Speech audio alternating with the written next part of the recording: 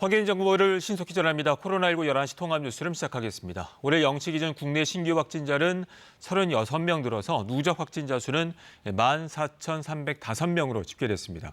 해외 유입이 22명으로 국내 발생 14명보다 많았습니다. 잠시 뒤에는 중앙재난안전대책본부의 브리핑이 있을 예정인데요. 먼저 이충환 의학 전문 기자와 함께 이야기 나누겠습니다. 자, 우리 현황부터 좀 정리를 해볼까요? 네, 국내 발생은 14명입니다. 한 자릿수로 갔다가 또 10명대로 올라가기도 하고 이게 산발적 발생이 계속되고 있기 때문이죠. 특히 이제 홍천 캠핑장 그 영향 때문에 그렇군요. 국내 확진자가 좀 늘어난 것 같습니다. 수도권에 12명이고요. 강원도가 2명입니다. 네. 현재 821명이 격리 치유를 받고 있고요. 사망자는 한 분이 늘어서 301명, 치명률은 2.1%를 보이고 있습니다. 네. 그 오전에 이제 중대본 회의 총리도 언급을 했습니다만 해외 유입 사례가 늘면서 그 외국인 이 자가격리 그 관리 기준을 강화하기로 했다면서요? 사실 지금은 국내보다는 해외 확진자가 훨씬 더 많은 상황이고 그래서 이제 해외로부터 이제 유입되는 그런 사례도 늘고 있습니다. 네. 이 장기 체류 외국인 같은 경우는 이제 자가격리를 할 수가 있는데요. 주소지를 불명확하게 적거나 또 잘못 기재 그러니까 고의로 잘못 기재를 해서 이 그 관리가 잘 안 되는 경우가 있었습니다. 그래서 이런 재입국 외국인 주소를 명확하게 확인을 하고 또 거주 여부 등을 검증하는 등 관리를 좀 더 강화하기로 했습니다. 그렇군요. 만약에 확인을 해서 그 거주지가 잘못돼 있다면 시설로 또 격리가 될 수도 있는 상황이네요. 네. 자, 그리고 오전에 이라크 건설 근로자 70여 명이 2차로 귀국을 했죠? 네, 오늘 오전 8시 40분쯤 72명이 민간 항공기 편으로 특별편으로 오늘 공항에 입국을 했습니다. 네. 2주간 임시생활시설에서 이제 생활을 하실 예정인데 일단 유증상자는 공항에서 바로 검역 단계에서 그 증상을 확인하고 검사를 받고요. 네. 나머지 증상이 없는 분들은 임시생활시설 가서 검사를 받을 예정입니다. 1차 귀국자가 290여 명이었는데 77명이 확진이 됐죠. 그러니까 4명 중 1명꼴로 확진이 됐습니다. 그래서 확진자가 나올 가능성이 상당히 있습니다. 알겠습니다. 자, 현장으로 가겠습니다. 직접 들어보시죠. 네, 7월 31일 금요일 정례 브리핑을 시작하겠습니다. 7월 31일 0시 기준 국내에 발생한 신규 확진 환자는 14명이고 해외 유입 사례는 22명입니다. 오늘 0시 기준 확진 환자는 총 14,305명이며 현재 821명의 환자가 치료를 받고 있습니다. 안타깝게도 어제 한 분이 돌아가셨고 현재까지 사망자는 총 301명입니다. 고인의 명복을 빌고 유가족분들께는 깊은 위로의 말씀을 드립니다. 7월 31일 8시 40분경 이라크 내 우리 근로자 72명이 민간 임시 항공편을 통해 입국하였습니다. 검역 결과 유증상자는 31명, 무증상자는 41명으로 진단검사 결과 양성이면 의료기관 또는 생활치료센터에서 치료를 받게 되고 음성이면 임시생활시설에서 2주간 격리 생활을 하게 됩니다. 오늘 정세균 국무총리 주재로 열린 중대본 회의에서는 격리 치료시설 설치 적극 협력 지자체 인센티브 제공 방안, 재입국 외국인 자가격리 관리 방안, 추석 연휴 해외 입국자 KTX 전용칸 운영 방안 등을 논의하였습니다. 정세균 총리는 휴가철에 코로나19를 얼마나 억제하느냐가 향후 방역의 향방을 가늠하는 시험대가 될 것이라며 방역 수칙을 생활화해 주실 것을 국민 여러분들께 당부하였습니다. 또한 해외 유입 확진자가 산발적으로 계속 나오는 가운데 재입국 장기 체류 외국인에 대한 자가격리 관리가 더욱 정교해질 필요가 있으며 관계 부처와 지자체는 재입국 외국인 자가격리 관리 방안 사전 안내 및 추가 격리시설 확보 등 후속 조치에 만전을 기할 것을 강조하였습니다. 먼저 생활방역 일자리 운영 방안에 대해 말씀드리겠습니다. 정부는 지난 3차 추경에 편성된 생활방역 일자리 사업을 통해 안정적인 생활방역 관리가 이어지도록 지원하고자 합니다. 방역 인력을 활용한 일자리는 9만 3천 개로 이들은 방역 수칙 준수 여부를 점검하고 방역 사각지대를 발굴하는 등 각 부처와 지자체 실정에 맞는 생활방역 업무를 수행하게 됩니다. 먼저 지자체는 8만 2천 명의 인력을 활용하여 학교, 사회복지시설, 도서관, 다중이용시설과 같이 국민의 일상생활과 밀접한 곳에서 발열 체크, 소독, 방역 수칙 지도 등의 업무를 수행합니다.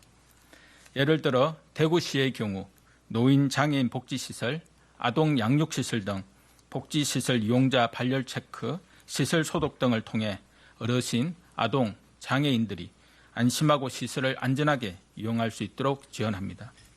또한 각 부처는 의료기관 방역 지원, 공연장 방역수칙 준수 등 11,000명의 인력을 투입합니다. 정부와 지자체는 이들 일자리 인력을 활용하여 방역 사각지대를 줄여나가면서 생활 밀착형 방역이 정착될 수 있도록 할 계획입니다. 이와 함께 장기간의 코로나19 대응으로 인해 높아진 방역 인력의 피로도도 다소 완화될 수 있을 것으로 기대합니다. 격리치료시설 설치에 적극 협력해온 지자체 인센티브 제공 방안에 대해 말씀드리겠습니다. 정부는 코로나19 확산을 막고 적절한 치료를 위해 27개 지자체에서 임시생활시설, 생활치료센터 등 52개 시설을 운영해 왔으며 이 과정에서 인천, 충북, 경기 등 여러 지자체에 적극적인 협조가 있었습니다.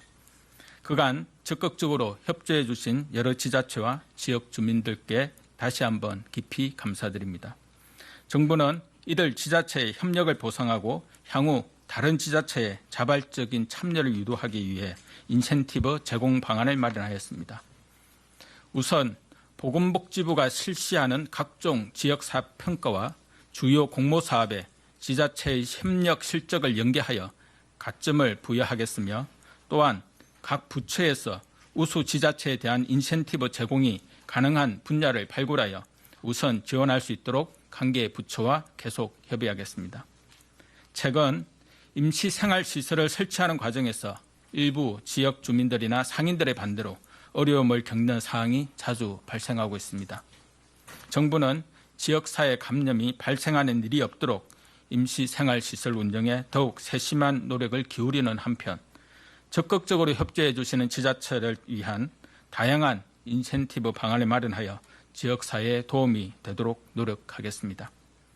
우리 모두의 안전을 위해 임시생활시설의 설치에 적극적인 협조를 부탁드립니다. 다음으로 재입국 외국인 자가격리 관리 강화 방안을 설명드리겠습니다. 코로나19의 계속적 전 세계적인 유행 확산 추세에 따라 해외 유입 환자가 증가하고 있으나 지역사회 감염으로 이어지지 않도록 입국자 전원 진단검사 시행과 2주간 격리 등 관리를 계속 강화하고 있습니다. 특히 방역 강화 대상 국가를 지정하여 비자와 항공편을 제한하고 PCR, 음성 확인서 제출을 의무화하는 등 해외 유입 환자를 최소화하고자 노력 중입니다. 실제로 지난 6월 23일 처음으로 방역 강화 대상 국가 지정 이후 이 국가들로부터 입국하는 외국인 수는 계속 감소하는 추세를 보이고 있습니다. 다만 일부 장기 체류 외국인이 출국 후 재입국할 때 신고한 체류 예정지가 자가격리 장소로 부적절한 사례가 있어 이에 대한 관리를 강화하고자 합니다. 우선 재입국 외국인 관리가 필요한 국가에서 입국하는 방역관리상 취약한 유형의 체류 자격으로 입국하는 외국인에 대해서는 입국 심사 단계에서 건물주와 통화 등을 통해 연락처, 주소지를 더욱 철저히 확인하여 해당 주소지가 다수인이 거주하거나 화장실을 공유하는 등 자가 격리에 부적합한 곳으로 확인되면 시설 격리 대상자로 분류하여 인계할 계획입니다. 또한 방문 취업, 재해동포 등의 자격으로 체류하고 있는 등록 외국인에 대한 전수 실태 조사를 실시하여 허위 신고한 사실이 적발된 경우 처벌하는 등 등록 외국인 체류지 관리도 강화할 예정입니다. 아울러 난민 신청자 중 출국했다가 재입국 예정인 1천여 명에 대해서는 난민 심사 진행 단계, 체류 기간 만료일, 난민 신청 사유 등을 전수 조사하여 재입국 시 난민 허가 여부를 신속하게 심사 결정할 예정입니다. 이뿐 아니라 해외 입국자 전체에 대한 특별 입국 절차에서도 자가격리 주소 및 연락처 기재 시 자가격리 장소, 소유주 또는 관리인의 연락처를 기재하도록 의무화할 것입니다. 다음으로 의료기관에 대한 손실보상 진행 사항에 대해 설명드리겠습니다. 정부는 코로나19 확산 방지와 치료 과정에서 발생한 의료기관의 손실보상을 위해 예비비와 추경, 편성으로 7천억 원의 재원을 마련하였습니다. 이에 따라 감염병 전담병원을 비롯하여 코로나19 환자를 치료하고 있는 의료기관에 대해 4월부터 매월 계산금 형태로 우선 지급하고 있습니다. 그간 3차에 걸쳐 169개 의료기관에 2,950억 원을 지원하였고 오늘 1,073억 원이 202개 의료기관에 지원됩니다. 이번 4차 계산금 지급 대상에는 코로나19 환자 치료 의료기관 외에도 선별진료소 운영병원도 처음으로 포함되어 100개소에 239억 원을 지급합니다. 이로써 총 276개 기관에 4,023억 원이 지급되었고 앞으로도 매월 계산금을 통해 지급할 예정입니다. 아울러 의료기관뿐 아니라 코로나19 확진자 방문 등으로 폐쇄, 업무정지, 소독명령을 받고 이를 성실히 이행한 사업장에 대한 영업손실보상을 지원합니다. 지난 월요일부터 전국 시군구를 통해 보상 청구를 접수하고 있으며 대상기관은 코로나19로 인해 감염병 예방법에 따라 정부나 지방자치단체의 폐쇄, 업무정지, 소독 조치를 이행한 요양기관, 일반 영업장 및 사회복지시설 등이며 시군구에서 자세한 안내를 별도 할 예정입니다. 청구된 손실보상금은 전문심사기관이 검토, 심사하여 손실보상 심의위원회 의결을 거쳐 8월 말부터 순차적으로 지급할 예정입니다. 정부는 의료기관이 코로나19 환자 치료에 전념할 수 있도록 손실보상 외에도 건강보험 지원, 융자사업 등 다각적인 지원을 추진하고 있습니다. 코로나19의 최전선에서 헌신하고 계시는 의료기관과 의료진 여러분을 비롯하여 코로나19 방역에 따른 조치에 적극 협조해 주신 사업주 여러분들께 진심으로 감사드리며 손실보상과 각종 재정 지원책이 차질 없이 진행되도록 만전을 기하겠습니다. 이번 주말 여름 휴가객들로 이동이 늘어날 것으로 예상되는 가운데 최근 여러 가족들이 함께한 캠핑 모임에서 집단 감염이 발생하는 등 여름 휴가 기간 중 산발적 집단 감염의 우려가 있습니다. 안전하고 여유롭게 휴식하는 휴가와 방학이 될 수 있도록 실내 마스크 착용, 휴게소 음식점에서의 최소 시간 머무르기, 사람 간 2m 이상 거리 유지는 반드시 실천해 주십시오. 또한 발열, 호흡기 증상이 있으면 여행 가지 않기, 유흥시설 등 밀폐, 밀집 장소, 혼잡한 여행지 시간대는 피하기, 침방울 튀는 행위와 신체 접촉은 반드시 피해 주시기 바랍니다. 주말 동안 종교 행사와 각종 모임에서 집단 감염이 다시 발생하지 않도록 마스크 착용, 거리 두기 등 방역 수칙을 꼭 준수해 주시고 단체 식사와 같이 감염의 위험도가 높은 활동은 자제해 주시기를 당부드립니다. 특히 가족 모임이라 할지라도 마스크 착용, 식사 시 대화 자제, 침방울 튀는 행위와 신체 접촉은 피해 주시길 다시 한번 당부드립니다. 정부도 계속해서 긴장의 끈을 놓치지 않고 방역 관리에 더욱 최선을 다하겠습니다. 감사합니다. 지금부터 질의응답 시간을 갖도록.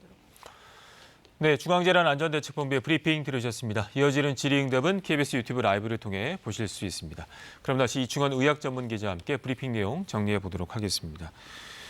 자, 이제 휴가철을 앞두고 있기 때문에 이게 이제 방역의 향방을 가를 수 있는 중요한 모멘텀, 새로운 변수다라는 언급이 나왔습니다. 이 캠핑장 얘기가 나왔는데 강원도 홍천에서 캠핑장에서 그 산발적인 집단 감염이 있었죠. 네, 강원도 홍천의 캠핑장에서 6가족 18명이 같이 이제 모여가지고 식사도 하고 캠핑을 즐겼는데 오늘까지 해서 9명이 일단 감염된 것으로 나왔습니다. 절반 이상이 감염된 거죠. 아무래도 야외라고 해도 같이 또 식사를 하거나 또 식사를 같이 만들 수도 있고 밀접한 접촉들이 벌어질 수 있기 때문에 이런 감염의 우려가 있는 겁니다. 특히 주말에 이제 대규모로 이동이 있을 가능성이 있습니다. 여름 휴가 국민의 이제 60%가 8월철에 8월 달에 이제 여름 휴가를 가겠다고 이제 답변을 한 상황입니다. 그래서 그 휴가를 가시더라도 좀 밀집되는 것은 좀 피하시고 실내 마스크 착용하는 건 반드시 준수하시고 또 휴게소 같은 곳에 사람이 많이 몰릴 수 있으니까 가장 적은 시간을 체류하시고 또 가장 중요한 것은 아무래도 증상이 있으면 여행을 떠나지 않는 게 좋겠습니다. 네. 아무래도 이제 휴가철이다 보니까 이동량도 많아지고 또 사람들이 많은 곳에 모일 수가 있기 때문에 스스로 좀 조심하실 필요가 있을 것 같습니다. 또 앞서도 잠깐 언급이 됐습니다만 그 재입국 장기 체류 외국인 출국 후에 재입국할 때의 그 조치들이 좀 강화가 됐네요. 네. 네. 일부 장기실 외국인 같은 경우는 다시 이제 들어온 상태에서 이 자가격리 장소가 좀 적합하지 않은 경우가 있었던 모양입니다. 그러니까 네. 집이 아니고 어떤 뭐 사설 시설이나 이런 것들에 있어서 자가격리가 잘 지켜지지 않은 그런 사례들이 있었던 것 같고요. 그래서 이 재입국 외국인이 이제 재입국할 때는 주소지를 확인을 철저히 해서 네. 그 주소지의 건물주한테 전화를 해서 입국 심사 단계에서. 심사 단계에서 네. 이게 만약 부적절하다고 판단이 되는 경우는 시설 격리로 유도를 하기로 했습니다. 네. 아무래도 지금 해외 상황이 녹록치 않기 때문에 맞습니다. 해외 유입 사례가 계속 늘고 있잖아요. 그래서 네. 철저하게 관리를 해나갈 예정입니다. 네. 자, 그리고 이제 생활 방역 일자리 사업 관련도 언급이 나왔는데 워낙 지금 이제 코로나19가 장기화되다 보니까 각 시설에서 기본적인 수칙들 뭐 발열 체크라든가 소독 같은 경우는 조금 그런 일자리가 필요한 상황이잖아요. 그렇습니다. 네. 특히 병원 같은 경우도 그 인건비가 많이 들어가고 있는 상황이고 네. 과외로 좀 일이 생긴 거잖아요. 굉장히 또 그렇습니다. 중요한 일입니다. 이 치료를 네. 측정하고 또 방역 준수를 하는데 또 감시를 하는 역할들, 체크하는군요. 또 사각지대를 또 발굴하는 그런 역할들도 하고 네. 또 일자리 창출에도 또 영향이 있으니까 한 8만 2천 명 정도의 일자리를 만들어서 이분들한테 맡겨서 좀 이렇게 생활 방역을 해 나갈 예정입니다. 네. 이제 지자체마다 이제 임시 생활 시설들이 있는데 현재까지는 방역 당국에서는 감염된 사례는 없다. 그래서 지자체가 만약 임시 생활 시설을 적극적으로 협조해 주면은 뭐 인센티브 얘기도 나왔네요. 네. 매우 좀 적은 사례지만 네. 일부 지자체 지역에서는 또 임시생활 시설을 만드는 걸 주민들이 좀 반대하는 경우도 간혹 그렇군요. 있었습니다만 거의는 이제 찬성을 했고요. 네. 그래서 이게 이제 임시생활 시설을 만드는데 또 이렇게 인력도 들어가고 여러 가지 시설도 또 경비가 네. 들어가지 않습니까? 그래서 임시생활 시설을 설치하는 협력 지자체에는 정부가 또 인센티브를 제공하기로 네. 했습니다. 알겠습니다.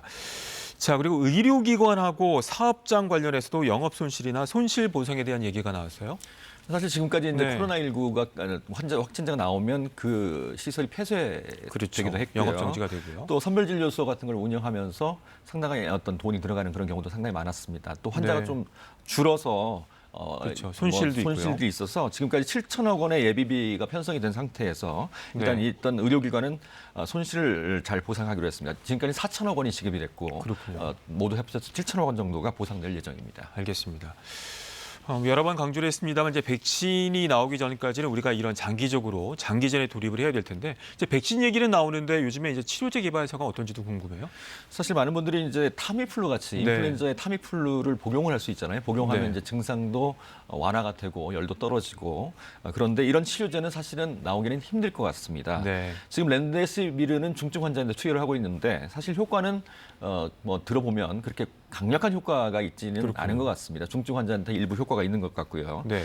국내 이제 혈장 치료제라고 그래서 확진자분들이 기증한 혈액을 가지고 그 항체를 이제 주입하는 그런 혈장 치료제는 이상 시험에 돌입을 해서 네. 한 몇 달 있으면 나올 것 같습니다. 이 항체 치료제라는 게 또 있습니다. 그러니까 항체 네. 치료제는 우리 몸에 있는 항체가 아닌 인공 항체를 만들어서 이제 투여하는 건데, 그러니까 우리나라에서도 이제 이를 개발하는 제약사가 있고요. 해외도 있지만 아직까지는 나오지 않은 알겠습니다. 상태입니다. 네, 여기까지 듣겠습니다. 자, 이번에 며칠째 계속되고 있는 집중호우 소식 알아보겠습니다. 현재 충청 남부 지역 등에 호우주의보가 내려진 가운데 장맛비가 내리고 있습니다. 그동안 많은 비가 내려서 침수와 붕괴 등 크고 작은 피해가 있었는데요. 이 전라북도에 내려진 호우특보는 조금 전 모두 해제가 됐지만 오후에 다시 소나기가 올 것으로 보여서 추가 피해도 우려됩니다. 전주 삼천에 나가 있는 취재기자 연결합니다. 자, 오정혜 기자, 현재 상황 어떻습니까?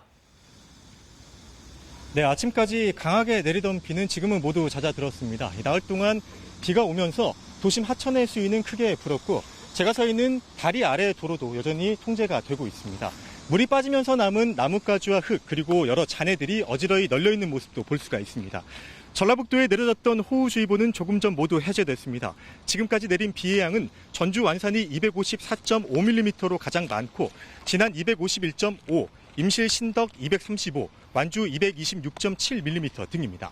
이번 장맛비로 오늘 아침까지 전라북도에선 침수와 산사태 등 41건의 피해가 접수됐습니다. 많은 비가 내려 지반이 매우 약해진 만큼 더 이상 피해가 없도록 대비하셔야겠습니다. 비는 오전까지 그친 뒤 모두 이제 소강 상태에 들겠지만 오후에 10에서 60mm 안팎의 소나기가 더 오는 곳이 있겠습니다. 장마 전선과 비구름대 위치가 유동적인 만큼 최신 기상 정보를 꼼꼼히 살피는 게 중요하겠습니다. 지금까지 전북 전주 삼천에서 KBS 뉴스 오정현입니다. 장마전선상에서 비구름이 강해졌다 약해졌다를 반복하고 있습니다. 오늘 낮까지는 충남과 전북을 중심으로 많은 비가 오는 곳이 있겠는데요. 이번엔 기상센터 연결해서 자세한 장맛비 상황과 전망 알아보겠습니다. 이설아 캐스터, 지금은 주로 어느 지역에 비가 집중되고 있습니까? 네, 지금은 충남 서해안에 1시간에 10에서 20mm 안팎의 굵은 빗줄기가 이어지고 있습니다. 전북의 호우특보는 해제됐지만 충북 영동과 충남 금산, 서산, 홍성, 태안에 호우주의보가 내려져 있습니다. 오늘 낮까지 충남과 전북에는 최고 150mm, 전남 북부와 경남 서부 내륙 지역에도 30에서 80mm의 비가 올 것으로 예상됩니다. 오늘 오후에 장맛비는 그치겠지만 소나기 가능성이 있습니다. 대기 불안정으로 오늘 오후에는 서울과 경기 남부, 강원 영서 남부, 충청 내륙과 남부 내륙, 제주도에 벼락과 함께 시간당 30mm가 넘는 강한 소나기도 쏟아지겠습니다. 중부지방은 당초 예상보다 장마가 더 길어집니다. 내일 중부와 전북 북부, 경북 북부 지역에 다시 비가 시작돼 일요일인 모레까지 비가 계속되겠습니다. 특히 내일 밤부터 모레 오전 사이 서울, 경기와 강원 영서 지역에는 매우 강한 비가 내릴 가능성이 있어 계속 대비하셔야겠습니다. 중부지방은 다음 달 10일 이후에나 장마권에서 벗어나겠습니다. 기상센터였습니다. 대전에는 어제 새벽 1시간에 많게는 80mm가 넘는 물폭탄이 떨어지면서 아파트까지 순식간에 물에 잠겼습니다.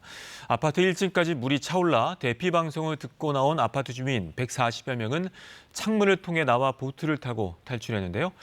지하차도에도 한때 운전자들이 갇혔다가 가까스로 구조됐습니다.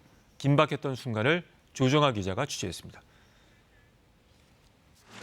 아파트 단지가 저수지처럼 변했습니다. 물속에 반쯤 잠겨 지붕만 드러난 차량들이 둥둥 떠다니고 차량들을 피해 119 구명보트가 바삐 오갑니다. 건물 안에 갇힌 주민들, 창문 바깥으로 구조를 애타게 기다립니다. 출입구까지 물이 차올라 빠져나올 방법이 없자 결국 양손 가득 짐을 든 채 복도 창문을 넘어 가까스로 구명보트에 올라탑니다. 보트에 탈 수 있는 인원이 적어 구조에 시간이 걸렸습니다. 아파트 1층에선 주민 한 명이 의식을 잃고 쓰러진 채 발견됐습니다. 급히 병원으로 옮겨졌지만 결국 숨졌습니다. 주민 140여 명 대부분은 생활 필수품도 미처 챙기지 못하고 급히 몸만 빠져나왔습니다. 집안에 물건 다 둥둥 떠다니고 무릎까지 물이 들어와 있어요, 집에. 순식간에 빗물이 차오른 대전역 지하차도. 미처 빠져나오지 못한 차량 한 대가 옴짝달싹 못한 채 비상등만 깜빡입니다. 신고를 받고 출동한 경찰이 다급히 뛰어들어가자 차 안에 갇힌 운전자의 절박한 목소리가 들려옵니다. 경찰의 도움으로 차에서 겨우 빠져나온 운전자는 물속을 걸어 나오며 거듭 감사하다는 인사를 전합니다. 또 다른 지하차도에서도 빗물에 고립돼 오도 가도 못한 차량 2대를 견인차가 무사히 구조했습니다. KBS 뉴스 조정아입니다. 다음 소식입니다. 전월세 계약갱신 청구권제와 전월세 상한제가 오늘부터 시행에 들어갑니다. 정세균 국무총리는 오늘 오전 임시 국무회의를 열어 전월세 계약갱신 청구권제와 전월세 상한제 도입을 담은 주택임대차 보호법 개정안 공포안을 의결했습니다. 이에 따라 해당 제도는 관보 개제 등을 거쳐 오늘부터 시행에 들어갑니다. 자, 그럼 오늘부터 시행되는 이 제도로 어떤 것이 달라진 걸까요? 무엇보다 지금 사는 전셋집의 임대료와 계약갱신이 어떻게 되는지가 가장 궁금하실 겁니다. 자세히 설명해 드리겠습니다. 천효정 기자입니다. 역시 가장 큰 관심은 임대료 인상폭입니다. 기본적으로 상한이 5%로 정해졌기 때문에 예를 들어 5억 원 전세라면 2,500만 원 이상 올릴 수 없게 됐습니다. 다만 변수는 있는데요. 자치단체장이 5% 안쪽에서 상한을 다시 정할 수 있어 강남처럼 전셋값이 요즘 급등하는 지역에선 더 낮은 기준이 적용될 수 있습니다. 하지만 기존 계약 연장이 아니라 새로 전세 계약을 할 때는 이 5% 규정이 적용되지 않습니다. 집주인이 자유롭게 가격을 올릴 수 있어 신규 세입자 부담 커질 수 있습니다. 다음은 얼마나 더 계약을 갱신할 수 있는지 보겠습니다. 기본 원칙은 기존 계약 세입자라면 한 번 더 연장할 수 있다는 겁니다. 예를 들어 지금까지 4년을 살아온 세입자라도 2년 더 연장할 수 있다는 뜻입니다. 다만 집주인이 계약 해지를 통보한 뒤 이미 다른 세입자와 계약을 맺었다면 이 세입자를 보호하기 위해 기존 계약은 연장되지 않습니다. 마지막으로 집주인 입장에서 볼까요? 본인이나 직계 좀비속이 세를 준 집에 실제 들어간다면 세입자의 계약 갱신을 거절할 수 있습니다. 다만 실제로 그 집에 들어가 최소 2년은 살아야 하고 기간을 채우기 전 새로운 세입자를 들인다면 손해배상 청구 대상이 됩니다. 또 세입자가 2달 이상 월세를 연체하거나 재건축 등의 이유로 집이 없어질 명백한 사유가 생기면 계약 갱신을 거부할 수 있습니다. 이렇게 새로운 규칙은 일단 정해졌습니다. 단 실제 현장에서 다양한 분쟁 사례가 있을 수 있다는 점에서 완전한 제도 정착까지는 시간이 필요할 것으로 보입니다. KBS 뉴스 천효정입니다. 산업활동을 나타내는 생산과 소비, 투자 지표가 지난달 일제히 상승했습니다. 이렇게 세 개 지표가 모두 오른 건 6개월 만인데요. 수출 회복과 정부 정책의 영향이 복합적으로 작용하는 것으로 보입니다. 보도에 이승훈 기자입니다. 6월 전산업 생산지수는 전달에 비해 4.2% 증가했습니다. 산업 생산이 증가세로 돌아선 건 지난해 12월 이후 6개월 만인데 무엇보다 수출 회복의 영향이 커 보입니다. 해외 주요 국가들이 코로나19로 움츠렸던 경제 활동을 재개하면서 제조업 수출 출하가 전달에 비해 9.8%나 증가했습니다. 이건 1987년 이후 33년 만에 최대 폭입니다. 특히 자동차의 생산이 22.9%나 늘었고 서버용 디램 같은 반도체 생산도 4% 가까이 증가했습니다. 소비는 정부 재난지원금과 개별 소비세 인하 등의 영향으로 2.4% 증가했습니다. 석 달 연속 증가하며 코로나19 이전의 수준을 회복했습니다. 질병으로 인한 위기라는 것이 좀 빨리 그 크기는 좀 크지만 좀 즉각적이고 좀 또 그만큼 또 빨리 또 회복될 수 있는 거 아닌가. 지난달 감소로 전환했던 설비 투자도 5.4% 증가하며 빠른 회복세를 보였습니다. 지금의 경기 상황과 미래의 경기를 예측하는 동행지수와 선행지수 순환 변동치도 5개월 만에 동반 상승했습니다. 정부는 이런 회복세에 추경과 한국판 뉴딜 등의 정책 효과가 더해질 경우 3분기 경기 반등도 가능할 거로 분석했습니다. 다만 코로나19의 재확산 우려와 미중 갈등 확대 등의 위험 요인은 여전히 남아있는 상태입니다. KBS 뉴스 이승훈입니다. 코로나19 통합 뉴스룸은 잠시 뒤 12시 뉴스에서 이어집니다. 고맙습니다.